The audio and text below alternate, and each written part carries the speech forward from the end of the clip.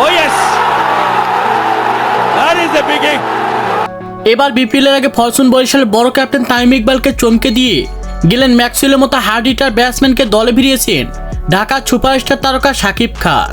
আর যা দেখে রীতিমতো অবাক হয়েছেন বিপিএল দলের ফ্রাঞ্চাইজিগুলো, এমনকি ফরচুন বরিশালের বড় ক্যাপ্টেন তামিম ইকবাল। হ্যাঁ দর্শক, বিস্তারিত জানুন পুরো ভিডিও জুড়ে।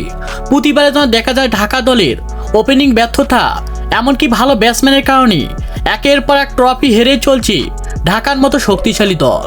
আর সেটা যেন করতে দিবে না ঢাকার সুপারস্টার তারকা শাকিব খান। শাকিব খানের কথা হলো কি, যদি আমার কোটি কোটি টাকাও যায়, তারপর আমি গেলেন ম্যাক্সওয়েল মতো হার্ড হিটার ব্যাটসম্যানকে আমার দলে ভেরাবো আমি। আর গেলেন ম্যাক্সওয়েল যদি আমার দলে হয়ে অগ্নি ছাড়া হার্ড হিটার ব্যাটিং পারফরমেন্স করে, তাহলে যেন অনায়াসে ম্যাচ জেতাবে আমার দলকে।